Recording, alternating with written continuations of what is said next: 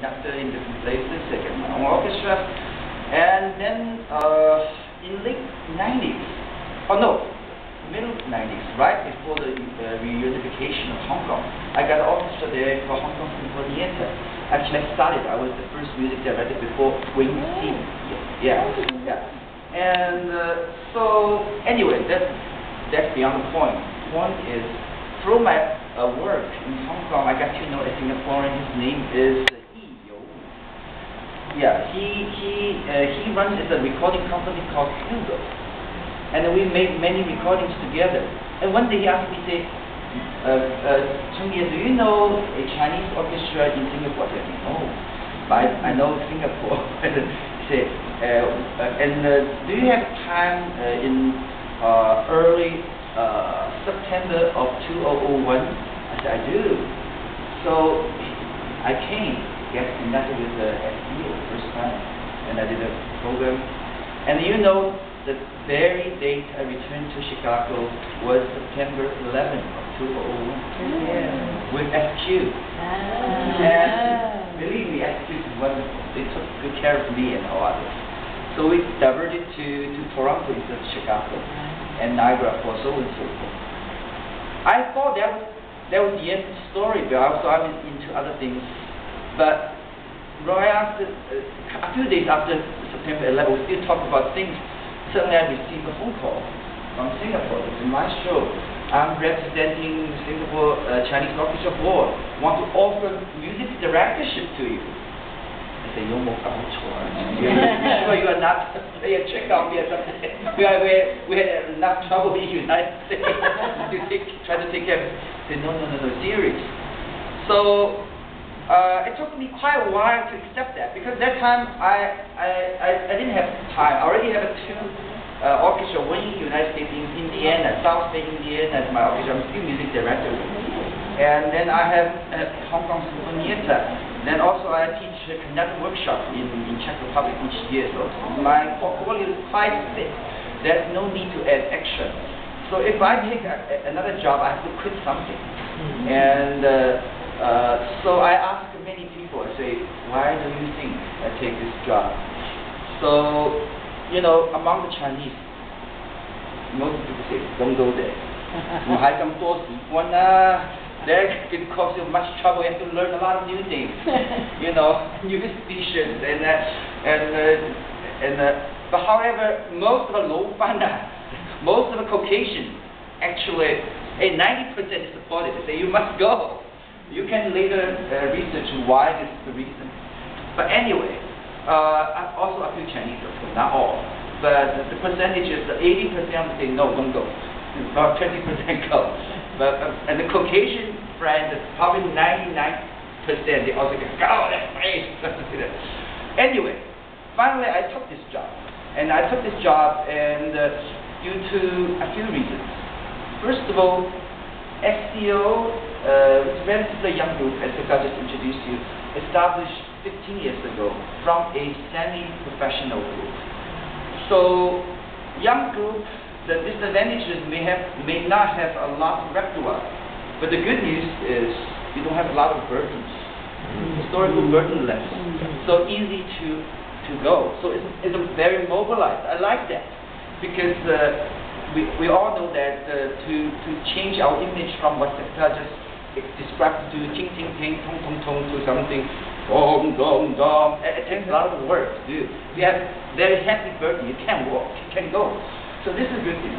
Second of all, and I really appreciate the managerial skill that Singapore can offer, which is very reflective from SCO management. I'm sure SSO and others too. And they manage the orchestra very, very well in an efficient way, and I feel I can work with them very well. Number three reason I took this job, because I like Singapore. People wear and eat Midwest, and more than that, many different people can talk to each other. And I feel I'm just like myself. Yeah, because after arriving in the United States, after 30 years, sometime in midnight, I look into a mirror.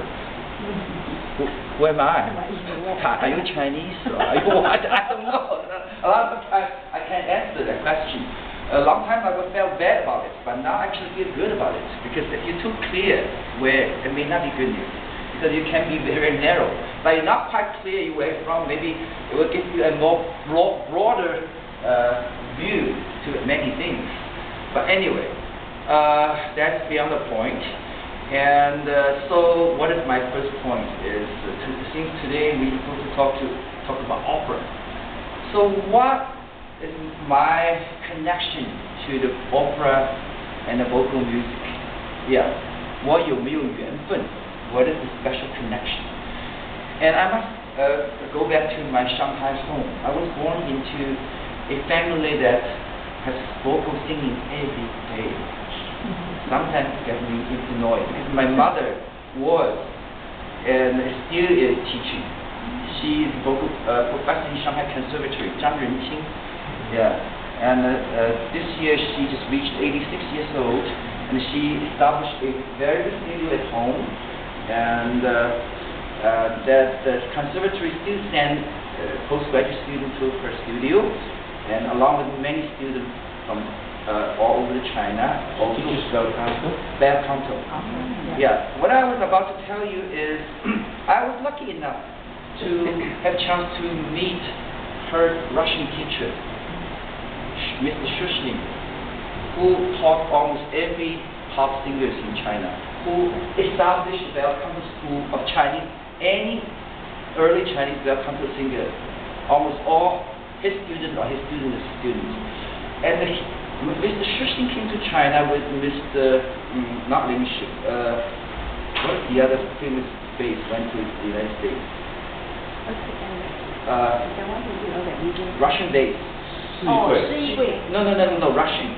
Russian? I suddenly slipped out my mind. Boris something? No, the most famous. No. He later become the best bass in the United States. Oh, never mind. But anyway, they came to China as a white Russian, and then the famous woman went to Los Angeles, made big name in Metropolitan Opera. Mr. Shushnin stayed in Shanghai. My mother became one of his students, along with Gao Zhilan, Dong Ailing, WenKezhen, many others. Yeah, many others. So I remember I was very little. I always went to lesson to Djia, that's Russian uncle. Yeah, that house in Shanghai Huahailu. That time he was still there. And as I can remember nowadays, two words. What two vocabulary he repeatedly saying. First one is support. Support. The second one is mask. Support, mask. That was the early 1950s. He left China in 1955 with an imitation of a Leninship, who is the title, the leading tenor of Bolshoi opera. His most famous role is Kuda, Yevgeny Onikin's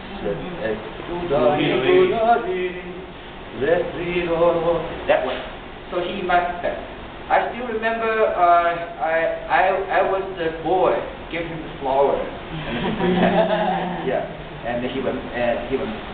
So in my household, before I even started playing any piano, I hear all different types of songs, and all the time, sometimes get annoyed.